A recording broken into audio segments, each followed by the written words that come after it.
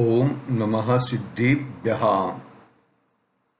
नमो अरिहन्ताणं नमो सिद्धाणं नमो आयर्याणं नमो वज्रायाणं नमो लोये सौवसाहूणम्।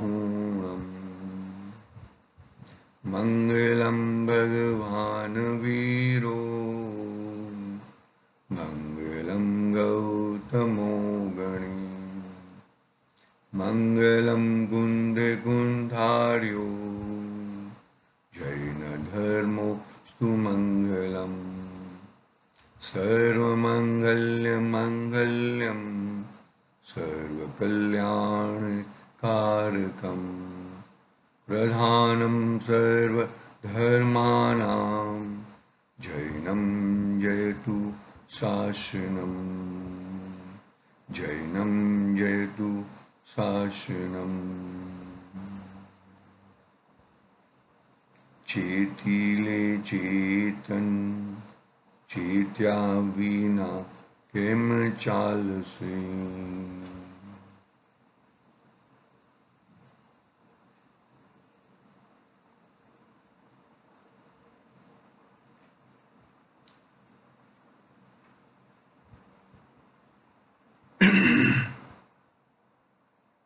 आचार्य पूज्यपाद स्वामी का एक महान ग्रंथ समाधि तंत्र, उसके पर अपनी चर्चा, अपना स्वाध्याय चल रहा है।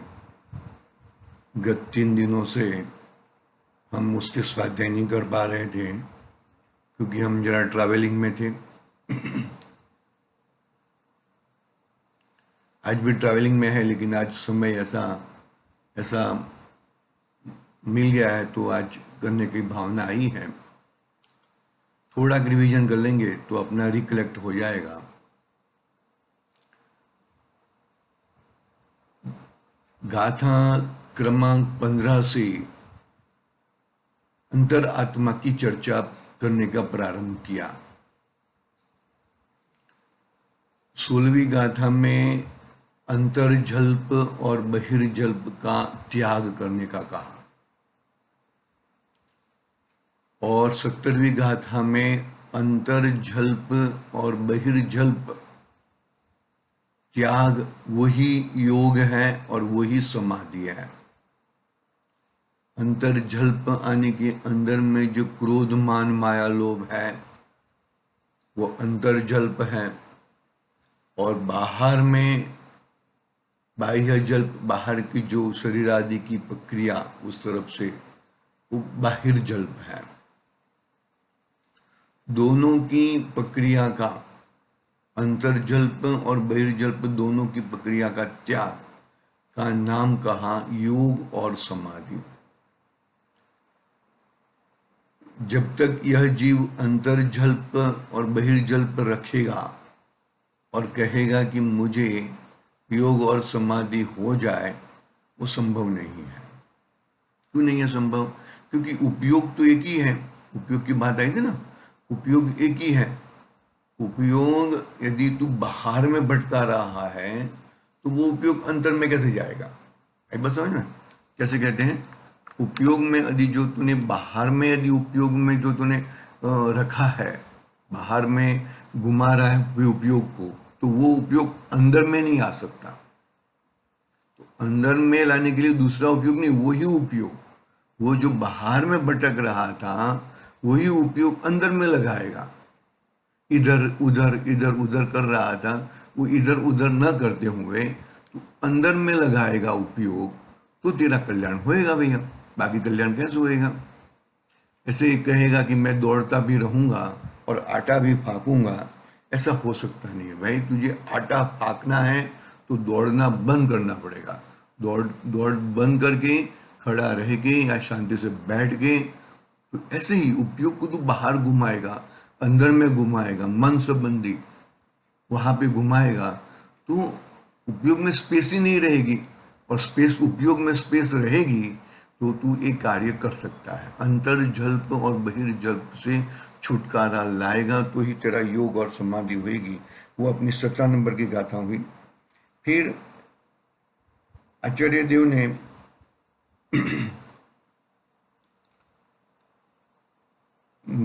ये सब आप मुझे सब छुड़ा दोगे तो मैं किससे बात करूंगा? मुझे किसी से बात करना तो चाहिए ना भाई। मैं किससे, ये छोड़ दो, वो छोड़ दो, ये कर दो, अंतर्जल्प छोड़ दो, बहिर्जल्प छोड़ दो, ये सब में तो मेरा समय कैसे पास होएगा? मैं किससे बातें करूं, क्या करूं? उसके रूप में गाथा 18 का अवतरण हुआ। तो इसमें क्या हुआ, देखो इसमें क्या कहते हैं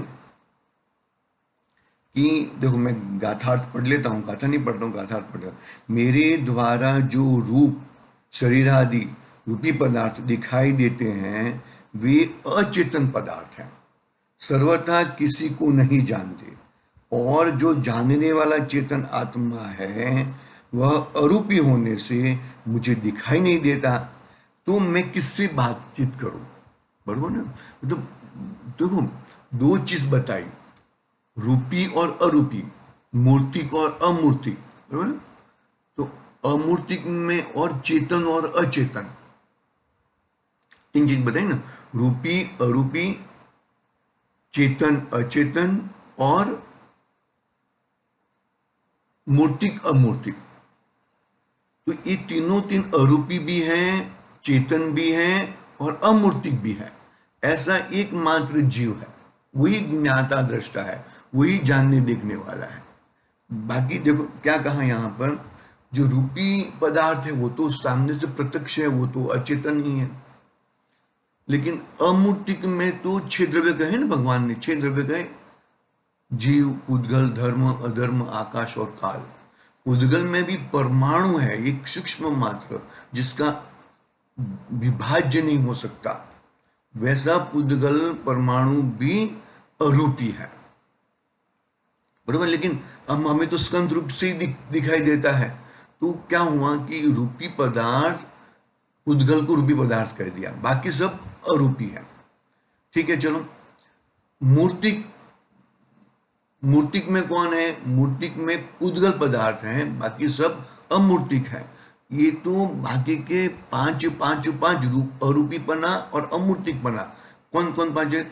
जीव, धर्म, अधर्म, आकाश और काल। ये पांच द्रव्यों में अरूपीपना और अमूर्तिकपना है। रूपीपना और मूर्तिकपना एकमात्र उद्गल द्रव्य में है। तो अभी तो फिर तो जीव तो अरूपी और अमूर्तिक में चला जाएगा? नहीं, जीव के साथ और एक विशेषण है, वो चेतन था, वो चेतन है, चेतनता है, इसके लिए जीव अलग करता है, ज्ञान स्वभावी है। लक्षण क्या बताया? ज्ञान, जानना, ज्ञान, वो जीव का लक्षण बताया। अरूपीपना, अमूर्तिकपना वो जीव का लक्षण नहीं बताया। तो क्या किया? भी तू सिर्फ जानने वाला है, तू रूपी पदार्थों और अरूपी पदार्थों, अमूर्तिक अमूर्तिक, चेतन अचेतन, सबको तू जानने वाला है। तो ये जानना कहाँ से आता है? तो जानना वो तेरा लक्षण है, ज्ञान तेरा लक्षण है। और ज्ञान से ही, ज्ञान बोले तो एक सूक्ष्म ज्ञान वाली भी बात नहीं है यहां पर। ज्ञान यानी के तेरा स्वभाव, तेरा गुण, उसकी जानना पर्याय होती रहती है। ठीक है। आगे देखते हैं 18 नंबर की गाथा में। अपने को 21 नंबर की गाथा प्रारंभ करनी है, मतलब प्रारंभ हो चुकी थी। 19 नंबर की गाथा में देखो क्या आया कि इस प्रकार बाह्य विकल्पों का परित्याग करके अभ्यंतर विकल्पों को छुड़ाए हुए कहते हैं। बाह्य विकल्पों का तो त्याग कराया, लेकिन अभ्यंतर, अंदर में जो विकल्प है, अंदर में जो विकल्प चल रहे हैं उनका भी त्याग करो। कैसे त्याग करो? भाई मैं जानने देखने वाला हूं, मैं कुछ करने वाला नहीं हूं। बहिरंग जल्प और अंतरंग जल्प दोनों का सफाया करना है, किसी का वो करना नहीं है। देखो हाँ, तो अभी 19 नंबर की गाथा में क्या कहते हैं, देखो आचार्य देव कि अन्य मुझे उपदेश दे, मैं उपदेशु अन्य, यह मम चेष्टा मत सम, मैं अविकल्प अनन्य। क्या कहा कि मैं दूसरे को उपदेश दूं, दूसरा मुझे उपदेश दे, मैं दूसरे को सिखाऊं। वो टाइम पे दिया था उदाहरण कि जब मैं गुजरात से पहली बार बॉम्बे में पढ़ने के लिए आया ना, तो मेरा इंग्लिश एकदम कच्चा था, तो इंग्लिश में मुझे कुछ आता ही नहीं था। तो मुझे मेरे दोस्त लोग इंग्लिश में पढ़ाते थे, मुझे मतलब इंग्लिश के लेक्चर लिख के मुझे देते थे, तो वो मैं इंग्लिश के लेक्चर वो पढ़ता था, वो सब करता था। लेकिन मैथ्स मेरा पावरफुल, मैं इन लोगों को मैथ्स पढ़ाता था। तो क्या हुआ कि वो मुझे उपदेश देते थे, मैं उनको उपदेश देता था। तो क्या कहते हैं यहाँ पर कि अन्य के द्वारा कुछ सीखने योग्य, अर्थात अन्य उपाध्याय आदि मुझे मुझे कुछ सिखाते हैं, मैं किसी अन्य को सिखाता हूं या सिखा सकता हूं। यदि मैं ऐसा विकल्प करता हूं तो यह मेरी पागलपन की चेष्टा है। हमने क्या कहा था, उसका एक उदाहरण और भी दिया था। कौन सा उदाहरण दिया था कि मारीच का जीव था। वही मारीच का जीव हमारे अंतिम तीर्थंकर महावीर भगवान बने। तो मारीच के जब उनका था मारीच का भव था, तब क्या क्या था उनके पास, क्या क्या नहीं था। दादा तीर्थंकर, पिता चक्रवर्ती, फिर भी वो समझ नहीं पाए। और 363 प्राकरण मत, तो मैं किसको सिखाऊं और कौन मुझे सिखाएगा। 363 प्राकरण मत छापे ना, बनाए ना नहीं। मैं मेरे दादा से पहले मोक्ष में जाके दिखाऊंगा, मैं अंतिम तीर्थंकर नहीं, मैं पहला तीर्थंकर बन के दिखाऊंगा। अरे वो इतना समय पास करना था, ठीक है, वो अलग मैटर है। लेकिन इतने दादा खुद तीर्थंकर, जिनका सोमोश्रण में विराजमान तीर्थंकर में है, बरोबर है। पिता चक्रवर्ती है, काका कामदेव है, उसके अन्य और भाई, सभी भाई तद्भव मोक्षगामी है। बस समझ, ऐसा परिवार। तो इन्होंने मारिच को कुछ सिखाया नहीं होगा क्या? समझ में आई कि बात नहीं आई? तो मैं किसी को सिखा दूं या कोई मुझे सिखा दे, वो कल्पना ही क्यों करता है भाई? वो कल्पना से क्या फायदा? भाई समझ में क्या कहते हैं? देखो, कोई मुझे ऐसा विकल्प से रहित हो जाओ मैं भैया, ऐसा विकल्प करके कुछ फायदा नहीं है। देखो क्या कहते हैं यहाँ पर 19 नंबर की गाथा। फिर 20 नंबर की गाथा में क्या कहते हैं, देखो यहाँ पर 19 नंबर की गाथा में उन्मत्तता बात पता है। उन्मत्तता एक शब्द पड़ा है, उसमें श्रद्धा अपेक्षा उन्मत्तता और चारित्र अपेक्षा उन्मत्तता, यानी कि दर्शन मोहनीय और चारित्र मोहनीय। चारित्र मोहनीय तो जो उन्मत्तता है वो तो क्रमशः जाएगा, लेकिन जो दर्शन मोहनीय यानी कि श्रद्धा अपेक्षाएं जो उन्मत्तता है, वो तो एक धड़ाके से जाएगी, एक धड़ाके दो टुकड़ा हो जाएंगे और वो उन्मत्तता चली जाएगी। चारित्र में पढ़ते हैं ना, चारित्र में देखो चतुर्थ गुण स्थान के बाद चारित्र मोहनीय का नाश क्रमशः पंचम गुण स्थान से लेके 12वें गुण स्थान तक क्रमशः जाता है। बस में वो आएगी, बात आएगी आगे कि भाई मध्यम जगन्यंतरात्मा, मध्यम अंतरात्मा और उत्तम अंतरात्मा। तो 5वें गुण स्थान से लेके 5वें गुण स्थान में भी थोड़ा चारित्र बढ़ेगा। 6ठे 7वें गुण स्थान में झूलते मुनि राजों को और 28 मूल गुण निरत 4 पालन। अरे वो पालन करने वाला मैं नहीं हूं, वो पालन हो जाते हैं बहुत। भाई देखो उत्तरोत्तर चारित्र उत्तरोत्तर बढ़ते ही जाएगा, ऐसा बढ़ते जाएगा कि तुम्हें मोक्ष तक पहुंचाएगा। दृष्टि मोक्ष कहां हुआ? चतुर्थ गुण स्थान में दृष्टि मोक्ष हुआ, भाव मोक्ष। और द्रव्य मोक्ष कहां होएगा? कि 14वें गुण स्थान में। तो क्या कहा, जो चारित्र मोहनीय धीरे धीरे धीरे धीरे हटते जाएगा, पंचम गुणस्थान, छठा गुणस्थान, लेकिन श्रद्धा एक ही रहेगी। श्रद्धा में आगे पीछे नहीं होता। श्रद्धा में कम अभी श्रद्धा हो जाए, बाद में ज्यादा श्रद्धा हो जाए, ऐसा नहीं होता। मिथ्यात्व हटना, अनंतानुबंधी हटना, वो एक धड़के से होती है, एक धड़ाके से। बहुत प्रकार की अनंतानुबंधी है, मिथ्यात्व भी बहुत सब प्रकार का है, लेकिन सकल मिथ्यात्व का नाश एक धड़के से होता है। और वो धड़ाका करके भाई समझना बात को अच्छी तरह से, कैसे हम अपने आप को पकड़े, कैसे हम अपने आप को अपने में जमा के रखे, वो बात चल रही है यहां पर। श्रद्धा अपेक्षाएं, उन्मत्तता और चारित्र। श्रद्धा अपेक्षाएं, उन्मत्तता रहेगी, वो तो तुझे, तू भी डूबेगा और अन्य भी डूबेगा। बहुत उपल नाव कहा ना, कहा भी उपल नाव कहा, छड़ाला में। तो उपल नाव कह के क्या कह दिया कि उपल नाव कह के भाई वो गुरु तो डूबते ही है, अन्यों को भी डुबाते हैं। बस उनमें तो श्रद्धा अपेक्षा उन्मत्तता बिल्कुल नहीं चलेगी, चारित्र अपेक्षा उन्मत्तता भी नहीं चलेगी। लेकिन जब तक पूर्ण वितरागता, संपूर्ण मोह राग द्वेष हटेगा नहीं, खात्मा नहीं होएगा। क्षीण मोह कहा ना, क्षीण मोह जिन, क्षीण मोह जिन, जितेंद्रिय जिन, बाद में जित मोह जिन और क्षीण मोह जिन। जित मोह जिन को जिनेन्द्र भगवान की पूर्णता नहीं प्रकट होएगी, लेकिन क्षीण मोह का जो क्षय करेगा उसका ही काम होएगा, बाकी अन्यथा काम नहीं होएगा भैया।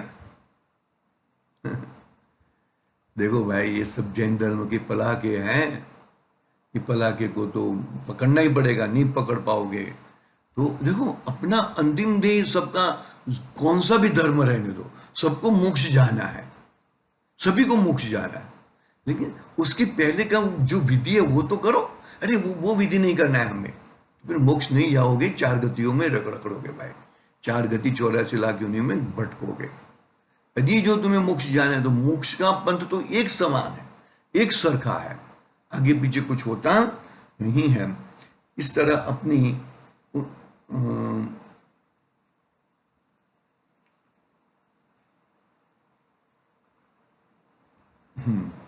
19 नंबर की बात पूरी हुई। 20 नंबर की गाथा में आचार्य देव यह बताते हैं कि विकल्पातीत निर्विकल्प अवस्था कैसी होती है।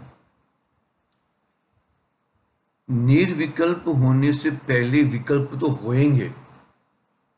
विकल्प अलग चीज है और निर्विकल्प अलग चीज है।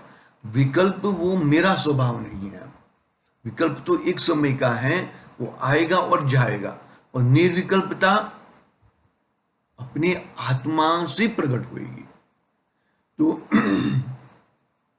विकल्प से निर्विकल्प की ओर, इसका मतलब जब निर्विकल्पता आएगी उसके पहले जो विकल्प रहेंगे वो किस जाति के रहेंगे, कैसे रहेंगे। निर्विकल्पता यानी कि निराकुलता, किसी भी प्रकार की आकुलता नहीं। और विकल्प जैसे भी हो, कैसे भी हो, वो विकल्प थोड़े बहुत तो गड़बड़ होते ही हैं भैया। देखो क्या कहते हैं यहाँ पे 20 नंबर की गाथा। उस विकल्पातीत निर्विकल्प स्वरूप का निरूपण करते हुए कहते हैं कि जो अर्थात शुद्ध आत्म स्वरूप अग्राह्य को अर्थात क्रोधादि स्वरूप को ग्रहण नहीं करता, पर पदार्थों को ग्रहण नहीं करता, और ग्रहण किए हुए को अर्थात अनंत ज्ञान आदि गुणों को भी नहीं छोड़ता, संपूर्ण पदार्थ को सर्व प्रकार से अर्थात द्रव्य गुण और पर्याय से जानता है, वह अपने अनुभव में आने योग्य चेतन द्रव्य मैं ही हूं। द्रव्य गुण पर्याय का एकदम व्यवस्थित स्ट्रक्चर मगज में बैठना चाहिए। द्रव्य, मैं कौन सा द्रव्य हूँ, मेरे गुण कौन से रहते हैं, मैं मेरा परिणमन, मेरा गुणों का परिणमन कैसा होता है, वो एकदम बहुत शांति से, अच्छी तरह से हमें उसका पूरा क्लियर होना चाहिए। मैं जीव द्रव्य हूं, समझना बात को, मैं एक जीव द्रव्य हूं, मेरे अनंत गुण होते हैं और वो अनंत गुणों का परिणमन यानी कि वो मेरा परिणमन है। मैं यदि ऐसा मान लूं, मैं ये भी करूं वो भी करूं, वैसा होता नहीं है, तो ही निर्विकल्प आएगी। क्या कि देखो, तो अन्य किसी के साथ में रह के तुम ऐसा मानोगे कि मैं निर्विकल्प हो जाऊं, वो पॉसिबिलिटी होती नहीं है। वो पॉसिबिलिटी को दूर करना पड़ेगा भैया। किस तरह से यह जीव कैसा होता है मालूम है? यह जीव लोभादा जाता है, ललचा है, लालच आ जाती है, मुझे यहां से सुख मिलेगा, मुझे यहां से सुख मिलेगा, मैं ऐसा करूं, मैं वैसा करूं। अरे भाई, ये सब होता ही नहीं है। बाहर से किसी भी पदार्थों से सुख होता ही नहीं है। तू तू क्यों मानता है सुख? हमारे जितने भी सिद्ध हुए हैं वो वेद विज्ञान के माध्यम से हुए हैं, बरोबर है? तो वेद विज्ञान ही महामंत्र है। वेद विज्ञान में क्या करेंगे? तू मैं करेंगे। बाहर की सभी चीजें, अंतर्जल्प और बहिर्जल्प सभी चीजें तू में आ जाएगी और एक ज्ञान स्वभावी आत्मा में मैं आ जाऊंगा। पकड़ना पड़ेगा भाई, नहीं पकड़ोगे तो पछताओगे। क्योंकि यह जीव चाहता है तो सुख, लेकिन उसको सुख की परिभाषा मालूम नहीं है। सुख की परिभाषा के लिए क्या करता है, क्या नहीं करता है, वो देखो तुम। देखना बात को अच्छी तरह से।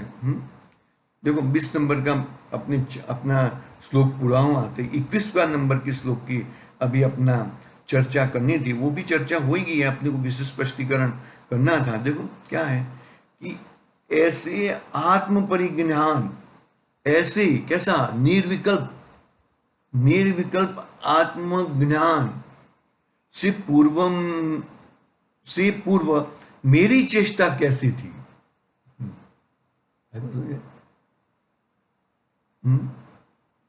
मुझे तो इस बात का भान ही नहीं था, मुझे तो इस बात का मालूम ही नहीं था, मैं तो यूं ही पड़ा पड़ा रहता था।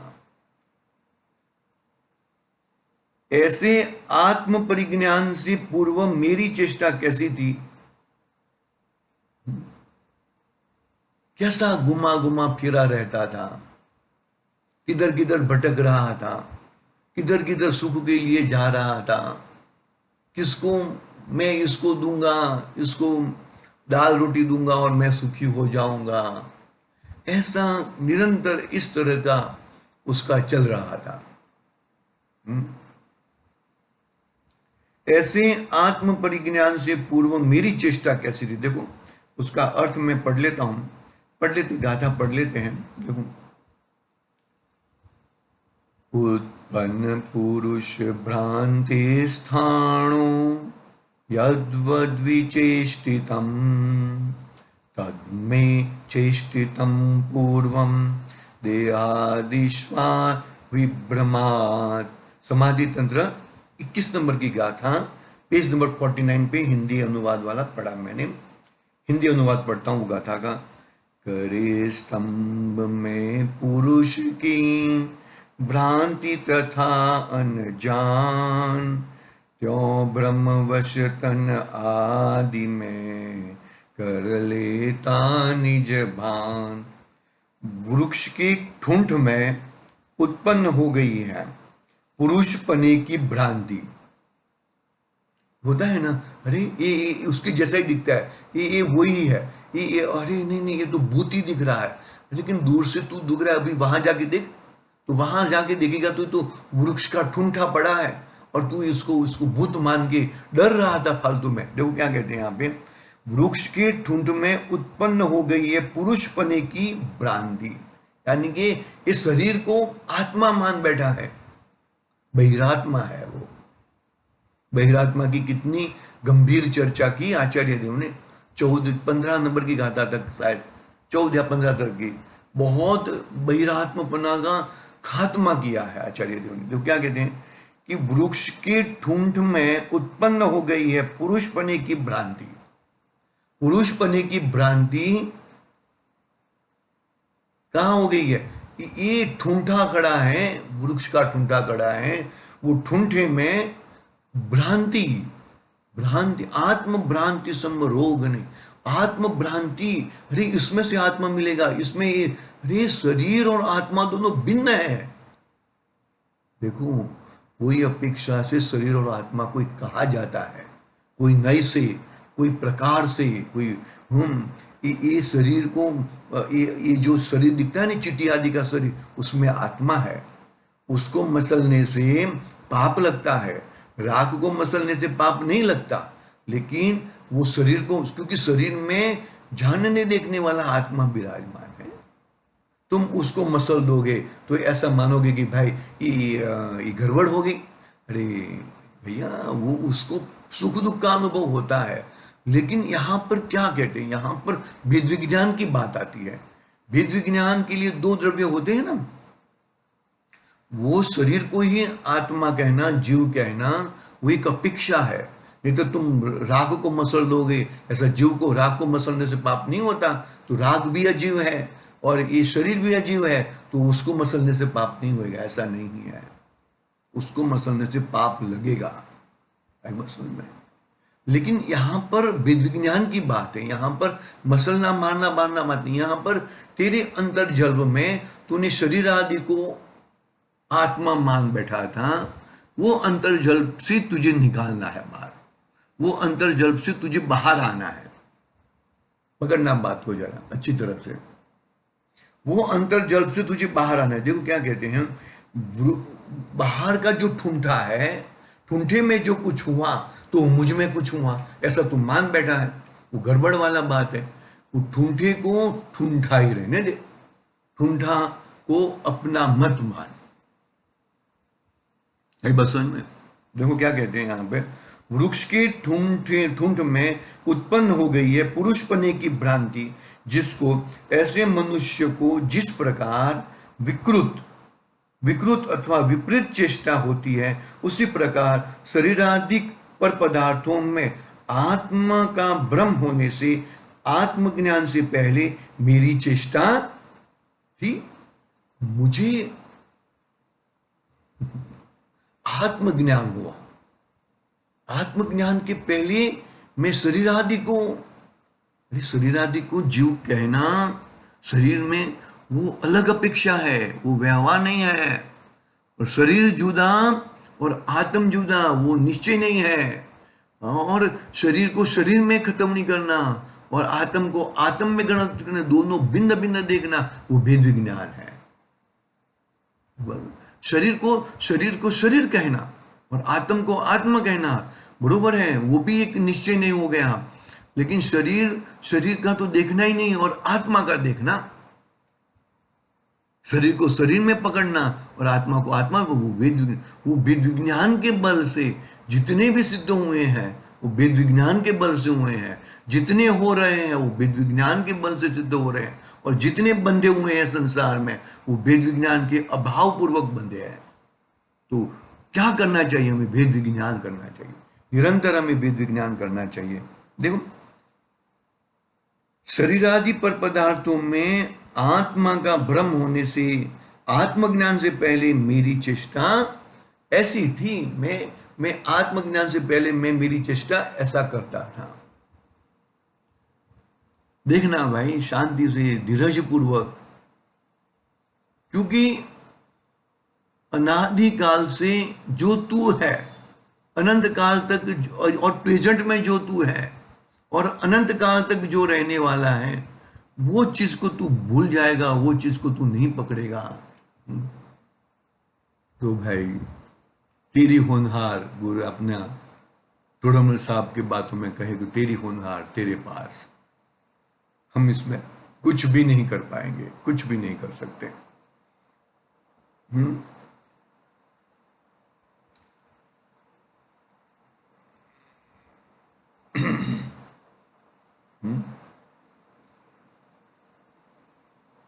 भावार्थ पढ़ के आगे बढ़ते हैं। मेरे हिसाब से अपना टाइम तो हो गया है, लेकिन फिर भी थोड़ा यहां तक अपनी बात हुई थी। मुझे लगता है कि टीका वगैरह पढ़ने का बाकी है। हाँ, देखो टीका मैं पढ़ता हूं यहां से। यहाँ तक अपनी मतलब थोड़ा रिवीजन लिया और 21 नंबर की गाथा हमने प्रारंभ की। रिवीजन इसके लिया कि 3 दिन का गैप था, तो कुछ आगे पीछे हो गया हो, क्योंकि भाई गड़बड़ तो बाहर में गड़बड़ी गड़बड़ है। हर समय एक्सीडेंट हो रहा है तुम्हारा, हर समय।